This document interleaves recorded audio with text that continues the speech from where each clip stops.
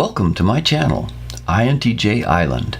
Today I'm going to discuss the INTJ Life and Death Facing Nihilism.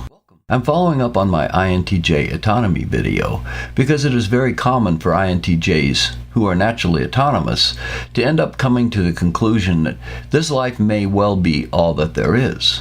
Some do not, but for those who have reached this point or are well on the way to it, I would like to share some ideas that I have found helpful in facing nihilism without self-pity or depression. I enjoy life, and I look forward to the future for as long as I will be here. I have worked and reworked this presentation, trying to find the right length. I thought of doing 3 separate videos, finally settled on doing an all-in-one video, however long it ends up being. If the topic is one that you are interested in, you won't mind the time you invest. If not, you can move on to something more to your liking. I'm going to first tackle the idea of non-existence. This is the boogeyman that religions often use to scare people into grasping at the straws they hold out. If you believe in this, you won't have to face that. The human mind has within it a very powerful drive to survive. It is what pumps up your adrenaline when you are in danger. It fires up your fight or flight reaction to situations that frighten you. Your mind will not willingly accept the idea of death and ceasing to exist. So alternatives are sought out, even when none are visible. All men die. We have seen this ourselves, and we read about it in history books. When I was born, there were a few people still living who were alive during the Civil War. Not many, but a few very old-timers. Today, they are all gone and have been gone for some time. Those who lived through the First World War are growing very thin in numbers. And soon, those who lived through World War II will also be gone, along with us baby boomers who were born right after the war. Time moves forward, and finite things, like people, run out of time. Let's start with an easy topic.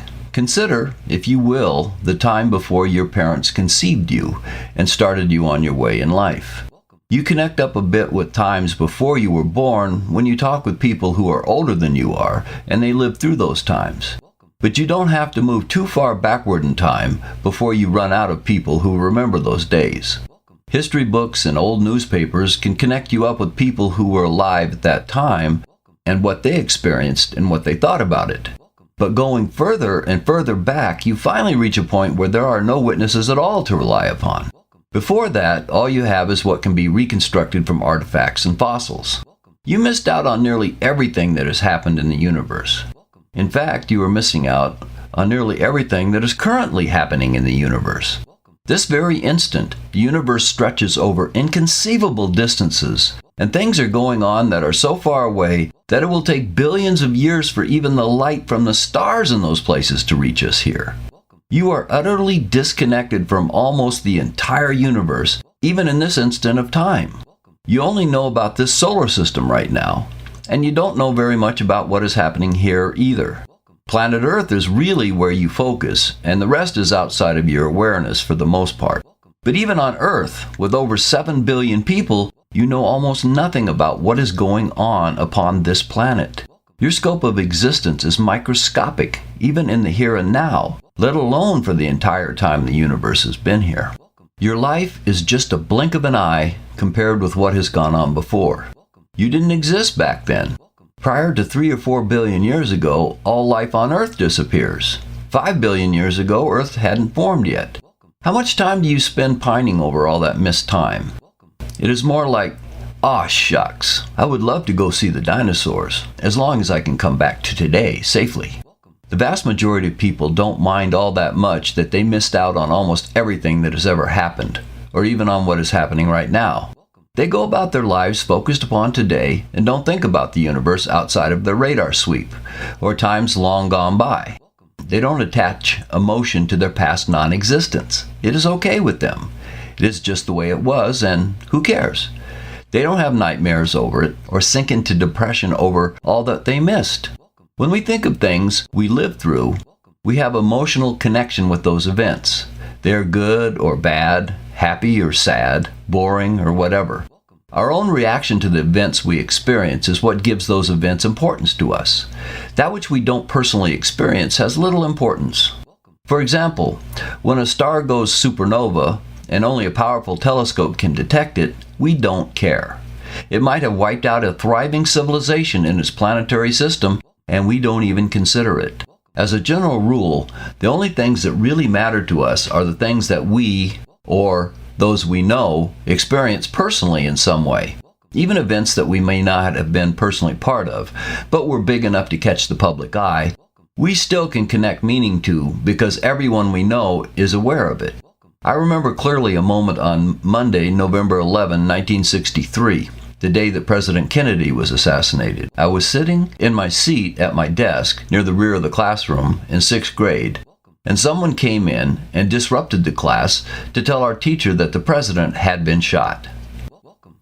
I was in a hallway on Tuesday, August 16, 1977, in the Naval Facility on Midway Island, going over the news on a teletype connected up to a raw news feed when I read that Elvis Presley had died. I clearly remember that I hadn't left for work yet, and my wife and I were at home on Tuesday, September 11, 2001, when we got the news that the Twin Towers were under attack.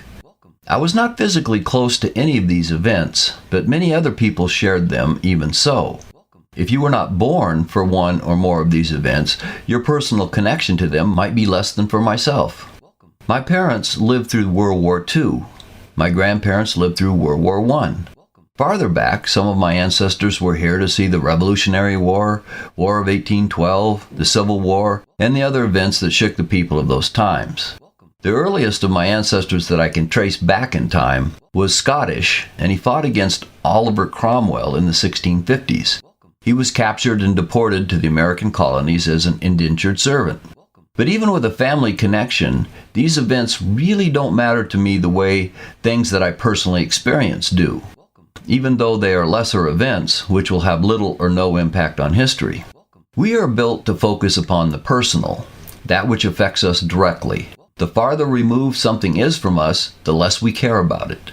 It is fascinating to unravel the mysteries of the past, but very few people lose a moment of sleep or spend much time feeling bad about missing out on all that went before. Why is this fact important? It shows that we can face non-existence with no emotion at all. It doesn't bother us in the slightest. We missed out on the past, and that is okay with us. We don't fret about it. Why? Because it never connected up with us on a personal level. The only connection that is there is the fact that our existence today is only possible because the past did occur. Otherwise, we could easily dispense with it entirely. We didn't see the past, and we didn't feel the past, and in no way did we experience the past. Therefore, we don't care about the past. We don't mourn over its passing, and we don't pine over our missing out on it. In other words, to us, the past doesn't matter, and neither does our non-existence during the past. We don't care that we didn't exist for all that time. It really boils down to this. In order to care about existence, you have to be existing at the moment you are caring. Turn your time telescope in the other direction towards the future, and what do you see? The same thing as you saw in the past. You don't exist, and when you are gone, you won't care that you don't exist. In the same way you didn't care when you didn't exist in the past. This is critical to understand because there is no need to stress over the future any more than you would stress over the past. Every portion of time is of equal inherent value. Time is time. It passes. Our existence is contained within a finite part of time. We had a lot of time we missed in the past, and there will be a lot of time we will miss in the future. We are perfectly content to have missed out on the past, and peace will come to you when you realize that you can be just as content to miss out on the future once you are gone. When Socrates was facing death, he asserted that if death is nothing but sleep without dreams, it might be considered far better than most days of life. He went on to say that if the myths of his day were true upon death, he would walk with those who went before and enjoy their company. He had no assurances of what was on the other side of death, but whatever it was, he was happy to face it. When you lie down to sleep at night and you are expecting no dreams to trouble your sleep, do you look at those hours with horror? Does it trouble you that you are essentially going into a state of effective non-existence for a few hours? In fact, is what Socrates said not true? A hard day filled with many troubles is happily forgotten as you drift off into blissful sleep. You give up your conscious state happily and without trepidation and fall into sleep. You look forward to it. Naturally, you do this because you assume that you will wake up later feeling refreshed. You are not giving up on life, but rather you are taking a break from it. I have heard many people say that they would love to die in their sleep without knowing it. It is the not knowing it part that they like. My point is not that we should yearn or search out non-existence, not at all. Socrates was not looking for death, it was forced upon him. But he didn't dread it. Living life was important to him. He spent his life searching for truth, and while he knew all along that he was mortal, he sought wisdom for as long as he could. And when the time came, he could, with peace in his heart, face death. Life is a wonderful thing, and existence is amazing. I think we should embrace it and enjoy it and use it wisely. As I will discuss next, we have every reason to rejoice in our existence, and we can find meaning in our lives without difficulty. What I am attempting to convey here is the fact that there is no reason to live in dread of a dark future where we don't exist.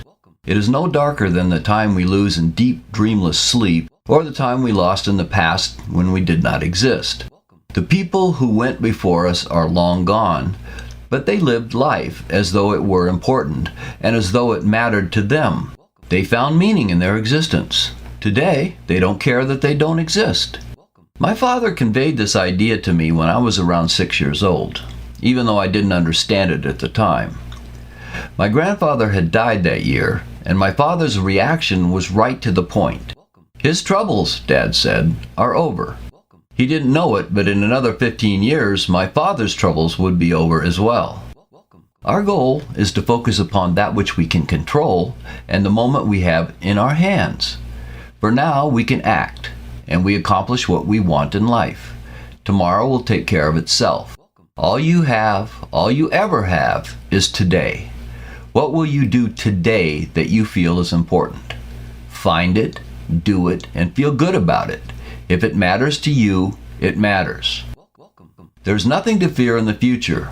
There's nothing there waiting to horrify you. The future, just like the past, is uninterrupted peace.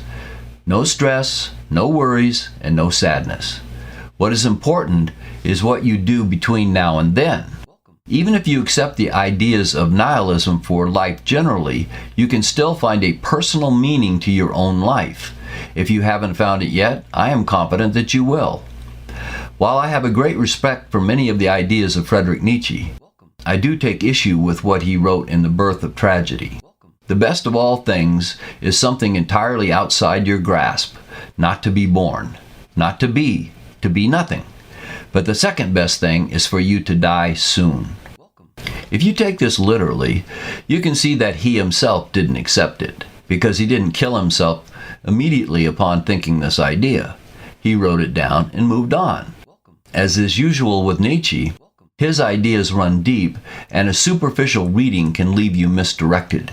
The odds against your particular exact DNA code ever existing are so immense, if you were not here, no one would consider betting on your ever being here. But you are here. Nietzsche, in considering the futility of grappling with the immensity of the future, felt that never having faced it would be better than facing it only to be defeated by it. I understand his point, but while there is merit in the idea, I also disagree with the assertion that it is better to have never faced it. I am glad I was given that chance. I am glad to have been born and to have produced 2 sons and been part of helping to create 3 grandchildren. I am glad to have been able to learn and to teach and to enjoy this universe in my own limited way. The entire universe may one day cease to exist, and yet, I was here. I made my contribution to the story, and I am glad I got that chance. You too have that chance, and it is here before you today. Grab onto life and live it. Enjoy today, and don't dread tomorrow. All things must pass, but before they pass, they must first exist. Make your life a story that someone in the future would admire. Socrates is no longer here, but he still is touching lives every day. To do that is a worthy aim in life. Don't you agree? Now, we have faced non-existence, but what about the alternative? Let's do a thought experiment. Assume that you have attained all that you desire for all time. You are immortal. You are ever young in body and mind, filled with energy and the enthusiasm of youth. You have more than enough to eat, all of your favorite foods. You have a house that would make Bill Gates look at it with envy. You have every delight you can imagine right at your beck and call. It is wonderful, absolutely wonderful, for the first few thousand years. But now you are 2 billion years old. You find that it has become unbearable. It has been hundreds of millions of years since you had anything new to do. Your incredible intellect has now thought all the thoughts you could care to think. There are no challenges. There are no needs or desires that are not already met. Nothing lies in your future but exactly what is in your past. At some point, even the best possible life would turn into a boring nightmare. Do you fall into a catatonic apathy, or do you go mad? Even the pleasure of your body has no joy left to it because it has been pleased completely too many times to count. Well, what if you could resolve this terrible condition through forgetfulness? You forget the past, so today seems new and original. That would mean that your past existence would be effectively wiped out, and you are reborn every new day or every week or on some other set schedule. But that would be the same as dying and a new person would be replacing you. You would not continue on. Nothing would matter other than redoing and relearning what you once did and learned in the past. Your past defines who you are. You are not just any random person. You are you because you have this unique past. Think about what happens when two people meet for the first time. What do? They ask about the other person's past. Why? Because that is how they get to know the other person. Your past is an integral part of who you are. If you remove the past, you remove the person who lived it. Also, if you should destroy your past existence through loss of memory of it, you are at the same time wiping away any possible meaning that it holds for you. If you think about it, there is no combination of human existence and immortality that does not lead in the end to utter apathy or madness. Even if you lived in orgasmic bliss for 24 hours a day, 7 days a week, forever, in time even that would lose its shine and become mundane. Nothing would matter in the end to you. And if you switched life over to living in misery and struggling for your existence, you would fare no better. In time, that would become unbearable. What if you could upload your mind into a non-biological platform and you increase your capacity in all directions with no limits?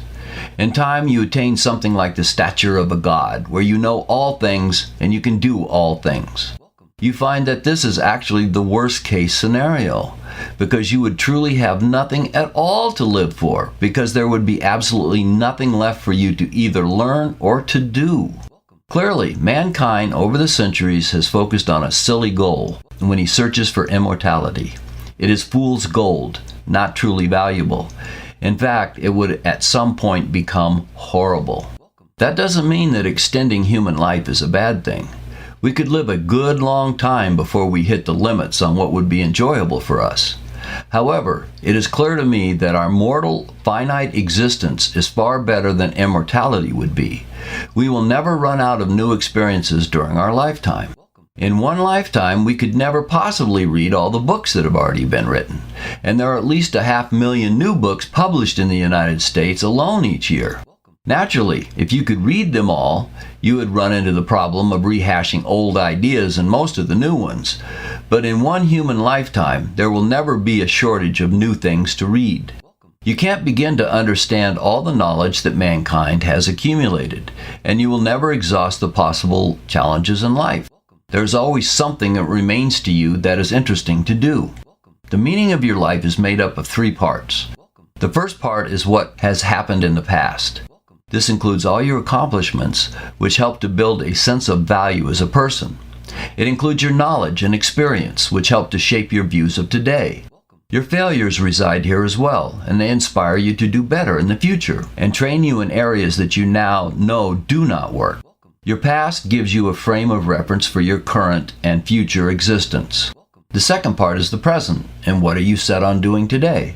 What people will you interface with, and what do you want to accomplish today? There are new things to experience, new thoughts to think.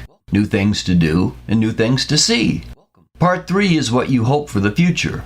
How do you plan to improve yourself? What do you want to learn in the future? What skills do you want to develop? What do you plan to accomplish? Do you want to invent something, write something, or create music? Perhaps you want to teach others to help them to grow. Will you marry and have children? Perhaps you wish to increase the knowledge of mankind in some area. Or you may wish to travel and see the world.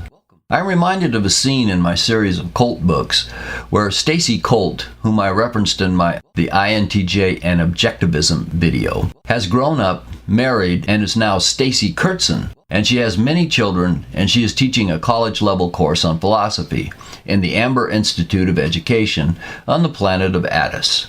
And her first lecture for the semester ended like this.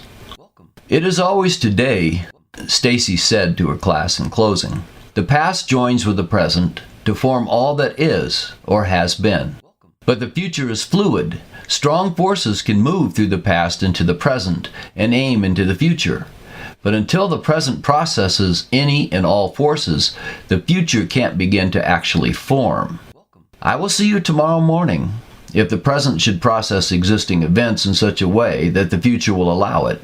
Stacy smiled as the students moved towards the door. "Just to be safe, assume that it will, and do your assigned reading. As long as you engage in your finite life and find meaning in what you are doing, life itself has meaning to you. Your life is handed to you one instant at a time. You don't get it all at once, and therefore your meaning for your life comes to you in exactly the same way. You choose how you will use this instant of time, and your amazing mind creates the meaning that surrounds the choice. If you believe in your goals, they have meaning to you. Think about why you would have a child. He is not immortal, and you know this, and yet I can say of my own personal experience, your heart sings with joy as you hold him in your arms in the delivery room. What you are doing is hoping to share with this child the very things that you yourself have found to give your own life meaning. You know in your heart that existence is worth it, even though it is finite. Every form of life is driven to survive. From the lowest to the highest, we all have an inborn basic meaning to life, to survive and to reproduce. However, man has a blessing and a curse. Man knows he is going to die, despite his biological drive to avoid it. However, to compensate for this worry, he also has a special talent where he can find purpose and meaning in far more areas of existence than just not dying and producing progeny. He can create. He can enjoy the works of others. He can think great thoughts and teach others whatever he knows. He has created sports and games to keep his mind and body challenged, as well as entertained. He can help others, and he can strive to advance knowledge and understanding. You have been given a basic foundational meaning to your existence by biology. You have also been born with the ability to create your own additional meaning to life if you are willing to do it. Where many run astray is that they poison what they do have by yearning for something they can't have. When you pine for the impossible, you can move into depression. Rather than dwelling on your mortality as if it were a bad thing, embrace life while you have it. Rejoice in the fact that you will not die the death of horrible apathy or insanity that immortality would inevitably bring your way. Your life will be incomplete when it is over. However, you will not face having your life exhaustively complete and still be looking at eternity with nothing left to do. More generally, beyond looking for the meaning to life, it is a good thing to desire to improve yourself in your situation. If you want more, you can grow in skill and work hard to earn it. That is good. But even here you can sink into misery because you don't have all that you want. This is, of course, wasteful, counterproductive, and it can send you into those dark paths of depression. This is unnecessary. A bit of wisdom from the old Disney movie Mary Poppins has stuck with me for years. She said, "Enough is as good as a feast." If mankind would learn this simple fact of existence, life would hold a lot more joy and a lot less misery. Enough fills your needs. If you want more, you can strive to get it. But don't wallow in self-pity over which you don't have, because pity never builds happiness. Use your desire to motivate improvement while truly enjoying that which you do have already. Today is in your hands. I will be 67 years old in 1 month. My body has slowed down. I have lost some mobility and endurance. Most of my speed is gone, and I have chronic pain. I never will fully recover the health of my youth. And yet, I wake up each morning excited about facing the day. Every day. I have things to do. I have thoughts to think, ideas to be evaluated. New things are happening every day in technology. I have 2 wonderful grandchildren I see several times a week, and another amazing grandson who is across the Pacific Ocean and I don't see anywhere near often enough. Best of all, I have an amazing ESTP wife, and I still haven't shaken the surprise out of my head that she fell in love with me. I know the Grim Reaper is a day closer each morning. But until he arrives, I have my life to live and to enjoy, and I do enjoy it. This instant is yours to use to your benefit. Embrace it. Remember that Marcus Aurelius counseled, if it is not right, do not do it. If it is not true, do not say it. But even so, that still leaves open to you all things that are right and true. This is such a potentially vast area of experience and dialogue that you will never cover even a small fraction of it. Just think of all that you have in your possession right now. Your existence, your mind, your body, and all else that you have accumulated to this point in your life. Take what you have, plan for what you desire, and strive to accomplish what you plan, while never losing your joy over what you already hold today. If you do this, you will find that this rich and complex process will fill your life with meaning, and you will enjoy your existence. And remember that it is, after all, your finite existence that makes a continuing meaning to life possible. You still have a great deal left for you to do. Take hold of each day and fully embrace it, and life will be good for you. It might even be great. If you enjoyed this video, please click like. If you haven't subscribed yet, please do. I'll see you next time.